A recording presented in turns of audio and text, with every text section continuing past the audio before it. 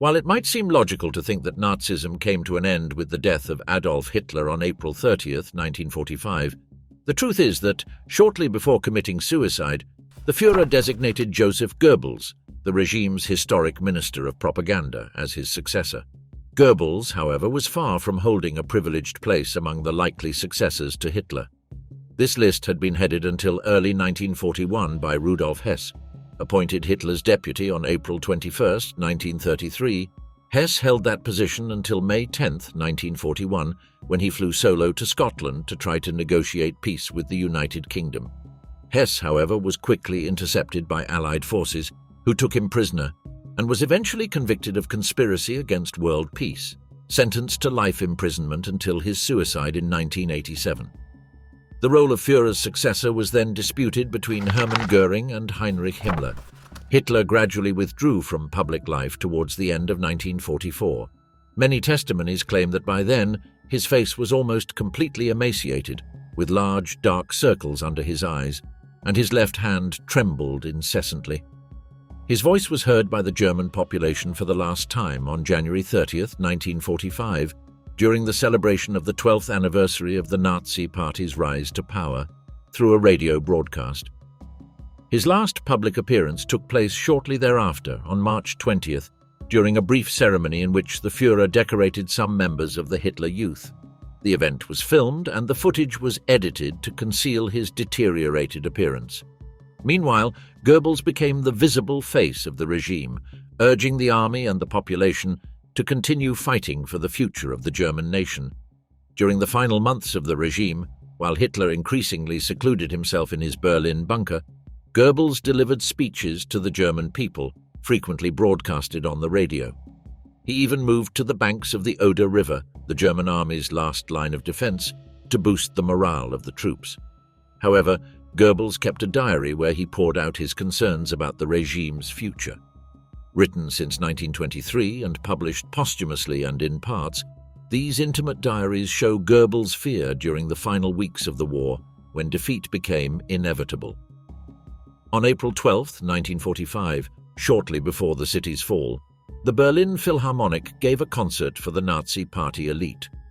Albert Speer, Minister of Armaments and War Production and the Third Reich's official architect, organized a special program that included Beethoven's Violin Concerto in C major, followed by Bruckner's Fourth Symphony, known as the Romantic, and ended fittingly with Brünnhilde's aria from the third act of Wagner's Götterdämmerung, during which the Valkyrie immolates herself on a huge funeral pyre that ultimately consumes the world of men, the hall and the warriors of Valhalla, and the entire pantheon of gods.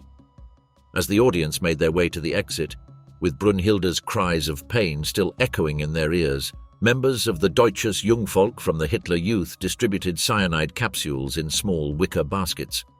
Some of these capsules were used by high-ranking party leaders such as Göring, Goebbels, Bormann and Himmler to commit suicide, but many others chose to shoot themselves in the head while biting into the capsules out of fear that the poison might fail or had been deliberately sabotaged, causing a slow agony instead of an instant painless death. Hitler became so convinced that his doses had been tampered with that he decided to test their effectiveness by giving one to his beloved Blondie, a German shepherd who had accompanied him to the Führer bunker, where she slept at the foot of his bed, enjoying all sorts of privileges. The Führer preferred to kill his pet rather than let her fall into the hands of Russian troops, who had already surrounded Berlin and were getting closer to the underground shelter every day. However, he did not have the courage to do it himself. He asked his personal doctor to break one of the capsules in the dog's mouth. The dog, who had just given birth to 4 puppies, died instantly when the tiny cyanide molecule entered her bloodstream and cut off her breathing. Hitler then decided to take his life by shooting himself in the head. It was evident that spring would bring the final days of World War II in Europe. The Third Reich, which had spread over the continent like a long, cold shadow, was now devastated. As American forces advanced from the west, the Red Army closed in from the east. Berlin was definitively besieged, and the Oder-Neisse line, the Reich's last line of defense, located 60 kilometers from the capital, was on the verge of collapse. At the end of January, the Red Army crossed the Polish plain from the Vistula River and launched its final offensive toward Berlin. The Oder-Neisse line was composed of soldiers who could barely be considered effective, young recruits from the Hitler Youth, elderly veterans, and battalions composed of remnants of decimated units. Morale was at rock bottom, and although the fortifications along the Oder River were solid, there was not enough artillery or ammunition to face the Soviet war machine. By early April, communications between the various German fronts were practically broken. Field generals, isolated from each other, struggled to coordinate operations with the high command in Berlin.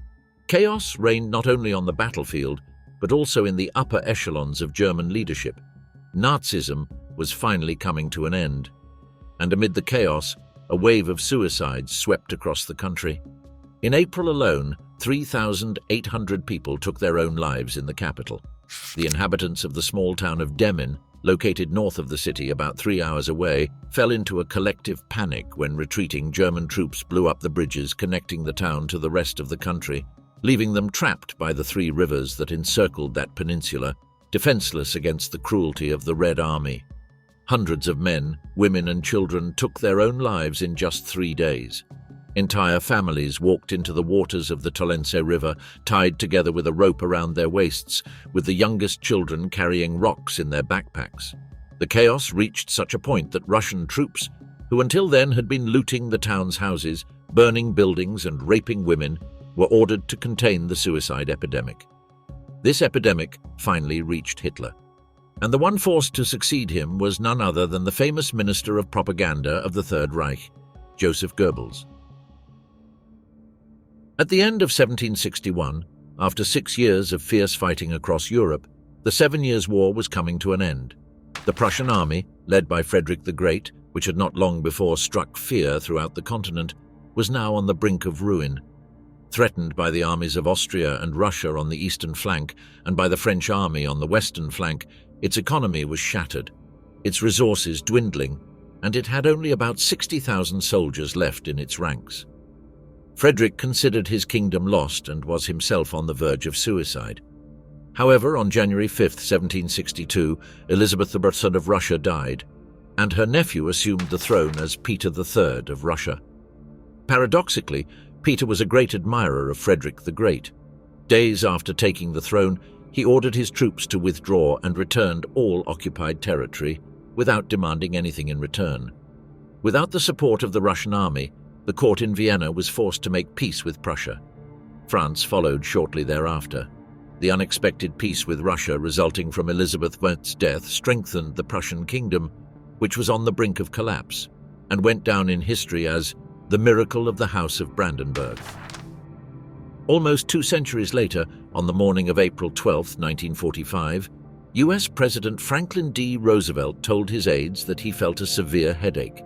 He died that same afternoon. Roosevelt had been the mediator between the other 2 leaders of the Allied forces during World War II, Winston Churchill and Joseph Stalin. With his death, Goebbels believed that history would repeat itself, that the United States would immediately withdraw from the war, leaving Great Britain and the Soviet Union to confront each other, thus halting the advance on Germany. However, the new US President, Harry Truman, declared the day after Roosevelt's death that the United States would not abandon the war. British historian Ian Kershaw states that Goebbels and Hitler considered the possibility of negotiating peace with the Western powers, but the Nazi leader rejected the idea once again. When other Nazi leaders recommended that Hitler leave the capital and establish a new center of resistance in the national stronghold in Bavaria, Goebbels opposed the idea and insisted he would remain in Berlin. On April 22nd, Hitler announced that he would stay in the city and take his life by shooting himself in the head. That same day, Goebbels moved with his family to the Vorbunker, connected to the Führerbunker under the Reich Chancellery Garden in the center of the capital, and informed Vice Admiral Hans-Erich Voss that he would not consider surrendering to the Allied forces or escaping. The following day, Goebbels made a public announcement urging Berliners to defend themselves during the attacks on the capital, as the Soviets were only days away from reaching the Reich Chancellery. In a letter to his stepson Harold Quandt dated April 29th, Goebbels wrote, "Do not be deceived by the noise of the world that is about to begin. The lies will one day collapse and we will triumph over them once again. It will be the time when we stand above everything, pure and immaculate. just as our faith and aspiration have always been." Shortly after, Quandt was captured by Allied forces. After midnight on April 29th, Hitler married Eva Braun in a small civil ceremony in the Führerbunker and held a modest wedding breakfast with his new wife. He summoned his secretary, Traudl Junge, met with her in an isolated room in the bunker, and dictated his last will and testament. Goebbels and Bormann were present as witnesses. In his testament, Hitler decided not to choose a new Führer and instead delegated the position of Chancellor to Goebbels, appointed Karl Dönitz, who was in Plön, as President of the Reich, and assigned Bormann to the Ministry of the NSDAP. Goebbels added a postscript in the testament stating that he categorically refused to obey Hitler's order to leave Berlin. This, he affirmed, would be the first time in his life that he would not comply with Hitler's orders. The news of Hitler's suicide quickly spread among his closest collaborators. While some of his followers clung to the hope of an unlikely victory, others began to understand the magnitude of the catastrophe. In this scenario, Goebbels, the regime's Minister of Propaganda since 1933, found himself with the unexpected task of assuming the position of Chancellor of the Third Reich. Despite his fervent loyalty to Hitler and his skill in manipulating information, Goebbels was not the primary candidate to succeed the Führer. In times of war, the expectations fell on figures such as Heinrich Himmler and Hermann Göring, who had been pillars of the regime. However, the betrayals and lack of support from these leaders left Goebbels as the only viable option. Himmler had sought to negotiate his own salvation by attempting to establish contact with the Allies, while Göring, who had proclaimed himself as Hitler's successor, had lost the Führer's trust due to his growing independence and personal ambitions. In this power vacuum, Goebbels emerged as the last stronghold of the regime. Joseph Goebbels' relationship with Hermann Göring and Heinrich Himmler was always complex and marked by internal competition within Hitler's inner circle. Although the three men were key figures in the Nazi regime, their rivalry for the Führer's favor kept them in constant tension. As head of propaganda, Goebbels cultivated a close relationship with Hitler, as he was responsible for shaping the Nazi leader's public image and maintaining the fighting spirit among the German population. However, both Göring and Himmler had their own ambitions for power, which fueled an underlying rivalry. Göring, as the commander-in-chief of the Luftwaffe and Hitler's designated successor, held a high status in the Nazi hierarchy, but his personal decline and errors during the war gradually distanced him from the power center.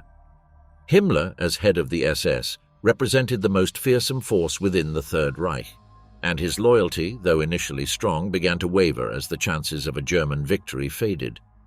The crucial moment in their dynamic occurred in the final days of the war, when both Göring and Himmler attempted to secure a personal escape instead of maintaining their loyalty to Hitler. Göring, believing Hitler was incapacitated in his bunker, sent a telegram suggesting he take command of the Reich, which enraged the Führer and led to his disgrace. Himmler, on his part, attempted to negotiate with the Western Allies behind Hitler's back, an act seen as a betrayal. In this context, Goebbels, who had never aspired to succeed Hitler, remained one of the few loyalists to the end, which unexpectedly placed him in the position of assuming the chancellorship after Hitler's suicide. Thus, Goebbels's brief tenure as chancellor was, in part, the result of the betrayals of Göring and Himmler, who, in seeking to save themselves, eliminated themselves from Hitler's circle of trust in his final moments. After Hitler's suicide, Göring was at his residence in Berchtesgaden. Realizing Germany's imminent defeat, he decided to flee. He disguised himself as a soldier and attempted to cross the border, but was captured by Allied forces in May. He was later extradited to Nuremberg to be tried for war crimes. Göring was charged with crimes against peace, war crimes, and crimes against humanity. Throughout the trial, he showed a defiant attitude, trying to justify his actions and claiming he was acting in defense of his country. However, the evidence of his crimes was overwhelming. On October 1, 1946, he was sentenced to death. Despite his attempts to evade execution, he ultimately committed suicide in his cell the night before his execution, ingesting a cyanide capsule he had hidden in a hair pomade jar. Himmler, on the other hand, was captured by British forces on May 22nd. However, like Göring, Himmler was unwilling to face the consequences of his actions. At the time of his detention, he committed suicide by biting down on another cyanide capsule hidden in his mouth, ending his life and avoiding a public trial that would have exposed his atrocities. Thus Goebbels was, in the end, the only one who chose to remain in the capital of Germany to face the end from there. Born on October 29, 1897, in Reich, Germany, Goebbels came from a Catholic and bourgeois family. During his youth, he showed a particular interest in literature and theatre, which led him to study literature and philosophy at the University of Heidelberg. During his time at university, he became involved in nationalist and extremist movements, and his intellectual formation was deeply influenced by the nationalist and anti-Semitic ideas that were beginning to circulate in Germany at that time. After completing his education, Goebbels joined the Nazi Party. Hitler appointed him as Minister of Propaganda, a position that granted him immense power over the media and culture in Germany. Goebbels understood the importance of controlling the narrative and used every medium at his disposal to promote Nazi ideology. He oversaw cinema, radio, press, and other forms of communication, ensuring that every message supported the regime and glorified Hitler. During the 1930s, Goebbels carried out massive propaganda campaigns that promoted the image of the Nazi regime and its ideology. He introduced innovative concepts such as the victim narrative, which presented Germany as a victim of the Allied powers, thus justifying the Third Reich's aggressive actions. Upon assuming the role of Chancellor, Joseph Goebbels found himself in an unusual, though fleeting, position of power. May 1, 1945, marked the beginning of his brief governance, a period that would last only a few hours but would become a reflection of the despair and collapse of the Third Reich. Senior Sergeant Rochus Misch stated in his autobiography, Hitler's Last Witness, The Memoirs of Hitler's Bodyguard, that Goebbels walked calmly through the Chancellery Garden, hoping the bombings would end his life. However, he was not so fortunate. Goebbels' first and only act as Chancellor was an attempt to negotiate peace with the Allied forces. Goebbels, Bormann, and some officers present in the bunker decided to send General Hans Krebs, who could speak Russian, to negotiate an armistice with the Soviets. Krebs and Colonel Theodor von Duffing arrived at the Soviet headquarters early in the morning, bearing a white flag and requesting an interview with the commander of the 8th Guards Army, Vasily Chuikov, to deliver a letter signed by Bormann and Goebbels, confirming Hitler's death and requesting a truce. However, Chuikov was unwilling to accept the terms of the letter or negotiate with Krebs, as he followed Stalin's orders to demand the unconditional surrender of the Germans. Since he was not authorized to capitulate, Krebs returned to the bunker. Upon hearing the news, Goebbels determined that further efforts would be futile, as he would not allow an unconditional surrender.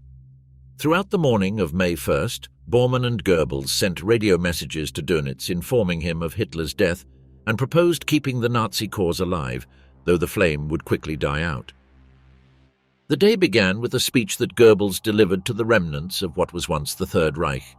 He called upon the nation to rally around him, and the idea that the fight must continue despite the obvious defeat. With fiery rhetoric, he tried to instill a sense of patriotism among the troops and civilian population. However, the context of his message was bleak. Berlin was under siege, and German morale was at a critical low point.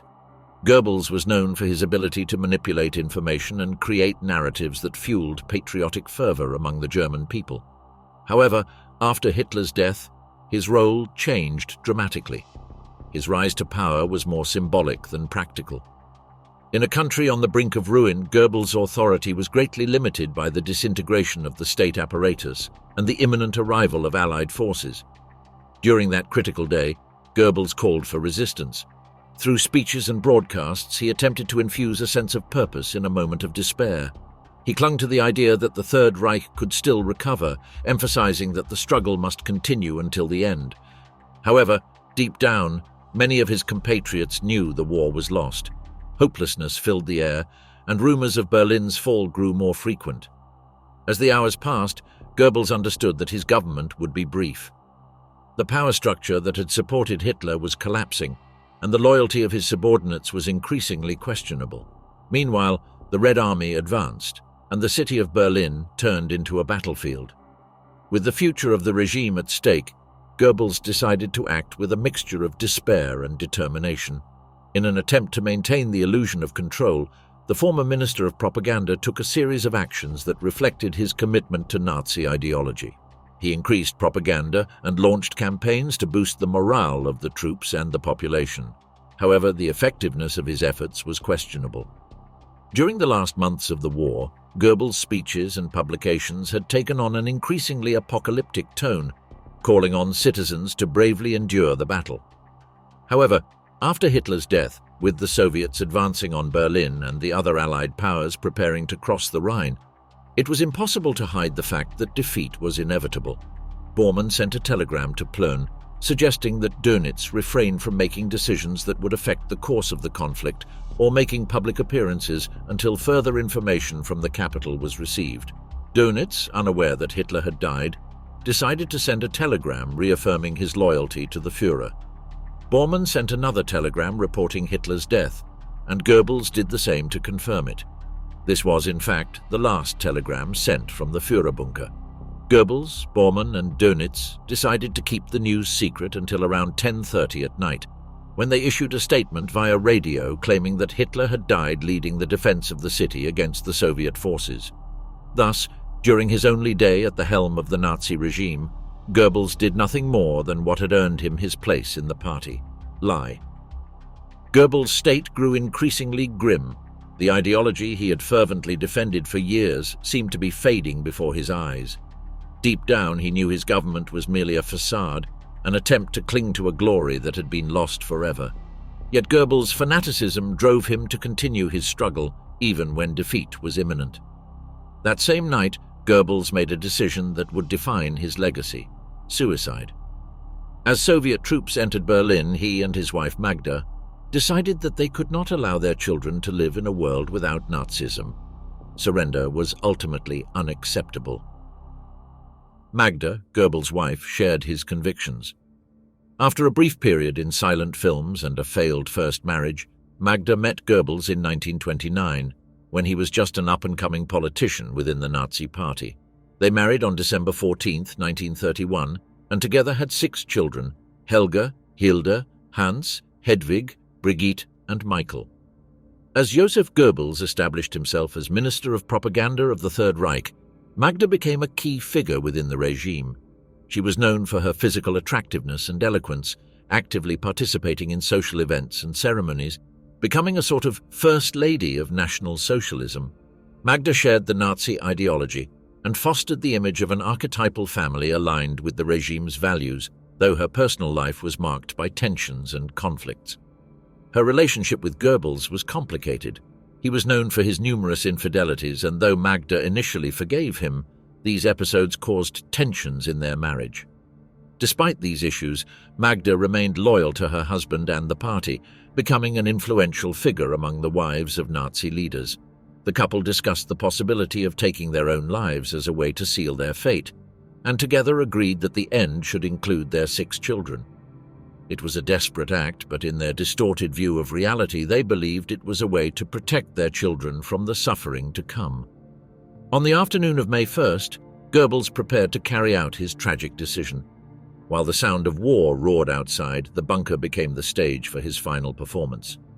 Goebbels called an SS dentist, Helmut Kunz, to inject morphine into their 6 children so that, once unconscious, a cyanide ampoule could be crushed in their mouths.